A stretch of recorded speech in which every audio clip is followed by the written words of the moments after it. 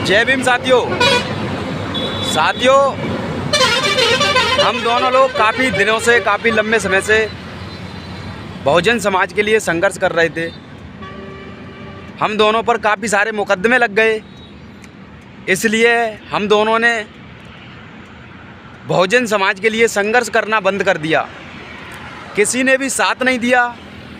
जो लोग अपने साथ थे वो भी धोखा देकर भाग गए। तो साथियों, ऐसे में हम दोनों ने काम बंद कर दिया। काम बंद करने के बाद अब कमेंटें आती हैं कि हम दोनों दलाल हैं। अब एक बात बताइए, आप लोगों के पास क्या सबूत है जो हम दलाल हैं?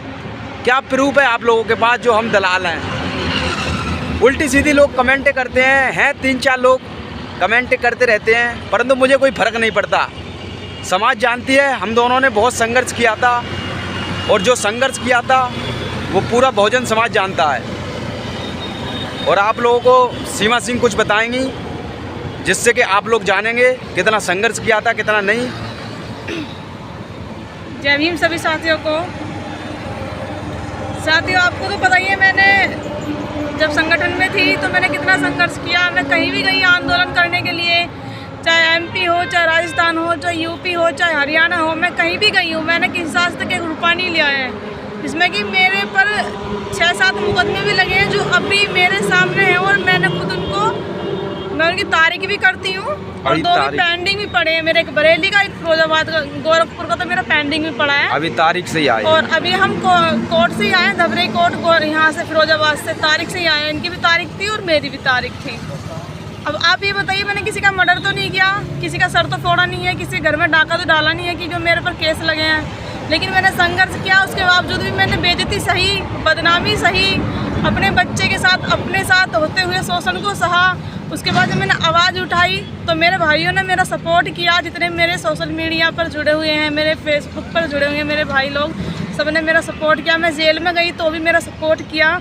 लेकिन क्या ऐसा एक भी बंदा है जिससे मैंने पैसे लिए हों? कहीं भी मैं आंदोलन में गई हूँ, किसी का भी मैंने केस हैंडल कराया हो, तो कोई भी ऐसा भाई बहन जो भी है, ऐसा है कि मैंने किसी से पैसे लिए हों कि हाँ भाई आप मेरे किराए के लिए, कि आप मेरे खर्चे के लिए पैसे डाल दीजिए, मैं जब आऊँगी आपके यहाँ पर आपके सुनने के लिए, आपको कोर्ट में ले जाने के लिए, थाने में ले जाने के लिए। मैंने आज तक किसी से एक रुपया ना लिया होगा।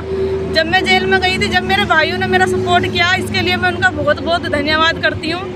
अन्यथा मैंने किसी से एक रुपया भी नहीं लिया है। और आज मेरे पर 6-7 मुकदमे लग चुके हैं। क्या इसका कोई जिम्मेदार है कि खाली मैं ही हूँ? मैंने भी तो रोड पर उतर के संघर्ष किया था एक बच्चे को छोड़ के, तभी तो मेरे मुकदमे लगेंगे। 8 मुकदमे मेरे पे, 6-7 मुकदमे इनके ऊपर, और किसी ने भी सपोर्ट ना की, किसी ने भी हमारा साथ न दिया। तो ऐसे में जिन्होंने हमसे खुद पैसे लिए तो अपने घर गृहस्थी के लिए, अपने लिए, अपने बच्चों के लिए, उन्होंने भी मुसीबत में हाथ खड़े कर दिए कि हम पर कोई पैसा नहीं है। तो ऐसे मुसीबत में, ऐसी कंडीशन में, इतने सारे मुकदमे हम दोनों पे होने के बावजूद हम दोनों ने रास्ता थोड़ा चेंज कर दिया। हम दोनों ने रास्ता क्या चेंज कर दिया? तो रास्ता चेंज करने के बाद लोग उल्टी सीधी टिप्पणियां करने लगे कि आप ये हो, आप फलाने हो, आप दिखाने हो। मैं तो अब भी संघर्ष करने के लिए तैयार हूँ। थोड़ी स्थिति मेरी कमजोर है, थोड़ी स्थिति मेरी सही नहीं है। अब आप लोग पीछे हट रही हूँ। आप लोग जानते ही होंगे। तो नहीं है कि मतलब मैं संघर्ष नहीं करना चाहती हूँ, मैं तो अब भी रेडी हूँ।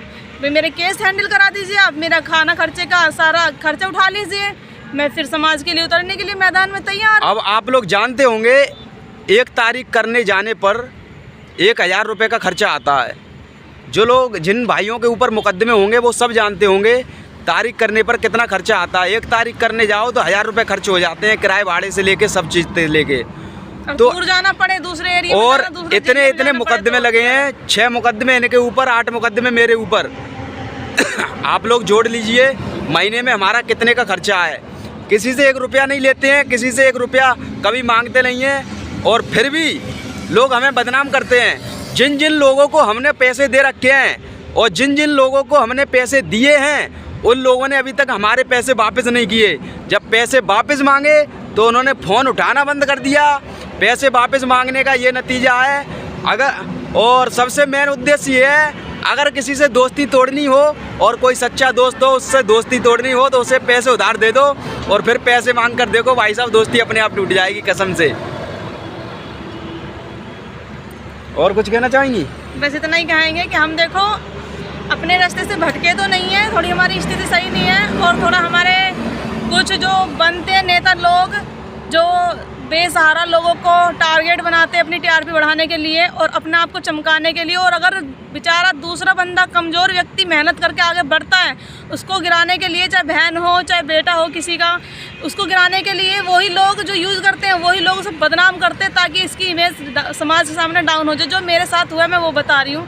मैं खैर किसी इस मूड में तो नहीं कि किसी की मैं कमियाँ निकालूँ या झगड़ा करूँ या लड़ाई करूँ, बस मैं इतना कह रही हूँ कि देखो मैं नहीं चाहती कि मेरे ऊपर और मुकदमा लगे और मैं ये भी नहीं चाहती कि मेरे समाज के साथ शोषण हो। बस मैं अब अपने आज़ादी से जीना चाहती हूँ, खुशी से जीना चाहती हूँ।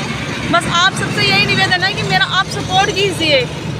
आप सपोर्ट करोगे तो थोड़ी मेरी स्थिति सुधरेगी, स्थिति में सुधार आएगा मेरे।